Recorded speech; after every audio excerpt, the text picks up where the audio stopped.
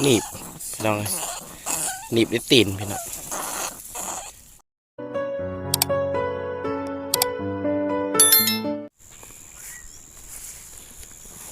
ทักทายสบายดี FC พี่น้องเบิร์ดสุคน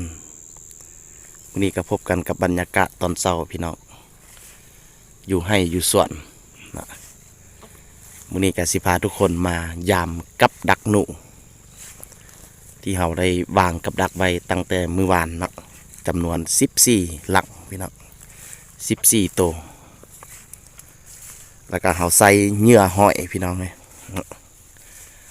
ตอนนี้เราก็มาฮอด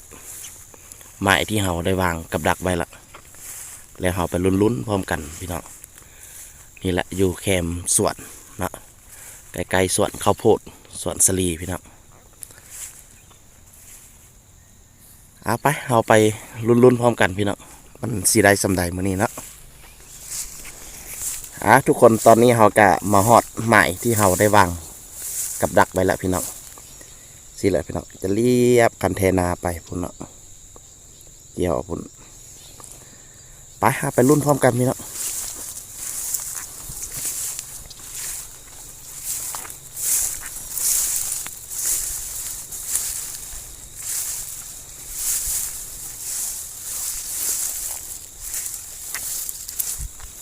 เบิ่งบ่จื้อดีแล้วพี่น้อง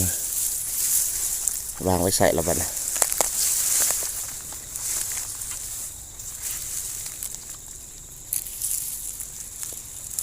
เอาแล้วพี่น้องบ่จื้อบอลแล้วบัดนี้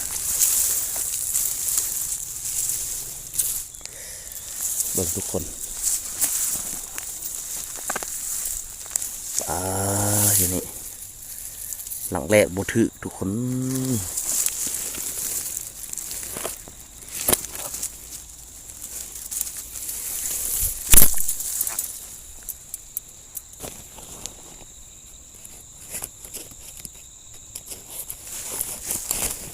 ลุ้นกันต่อทุกคน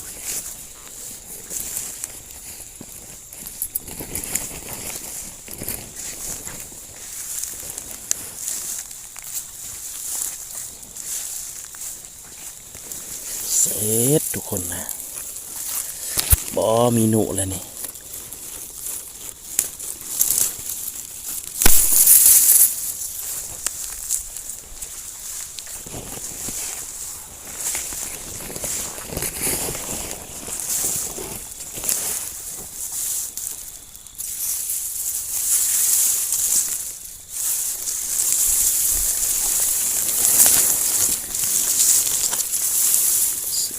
บ่ถือทุกคนเลย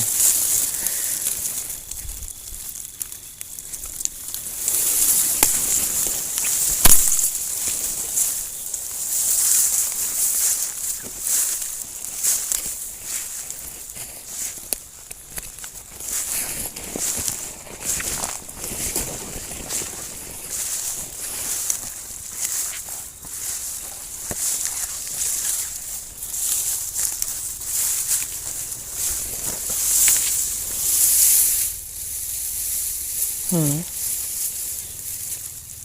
าเหงื่อไปกินเสยพี่น้อง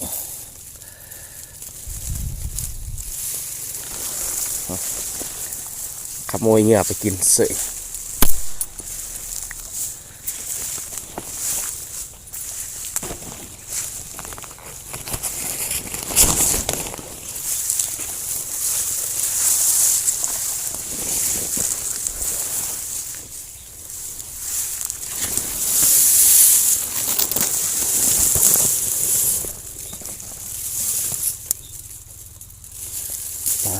ทุกคนบ่ถือเสยหลังเต่าทุกคน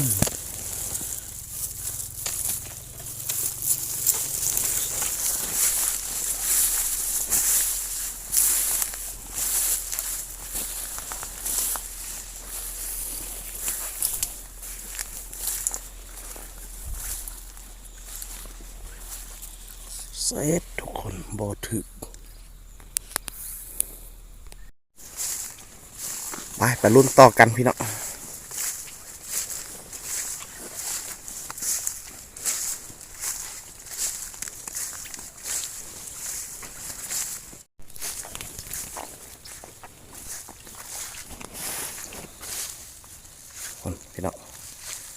วัดใหม่ๆ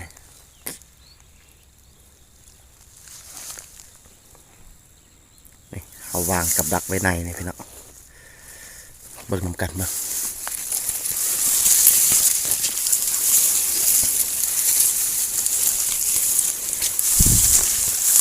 ปลา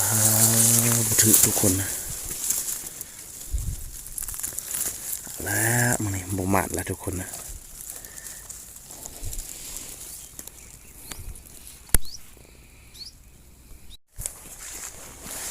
ลุ้นกันต่อพี่น้อง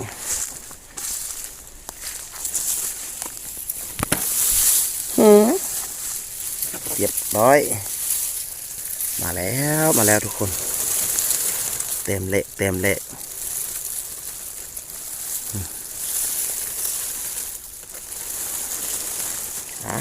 มันเก็บเต็มเละพี่น้อง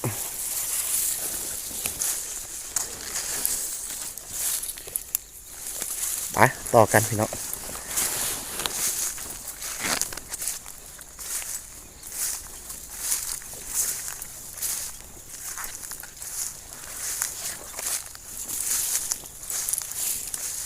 เป็นยังไง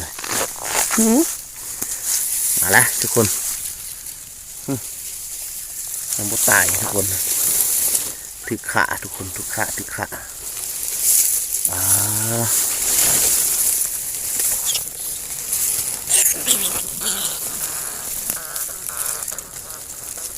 มีขาทุกคนนะถึกขาอยู่ทรงมอง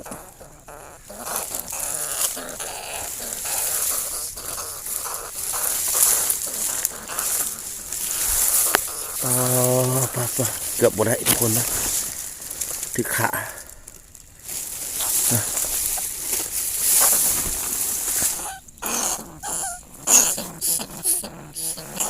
หนีบพี่น้องหนีบด้วยตีนพี่น้องถึกตีนมา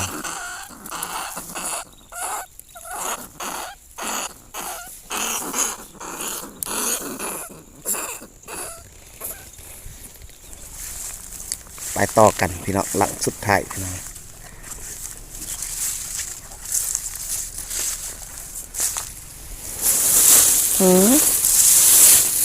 หอยพี่น้องเรียบร้อยป้าพี่น้องใส่บุญใหญ่สำคัญหมดพี่น้องนะพอดีงาม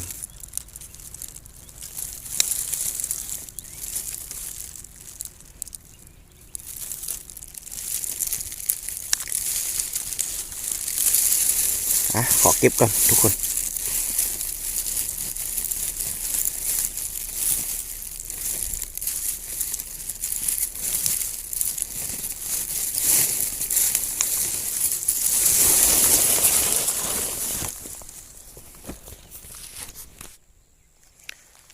ทุกคน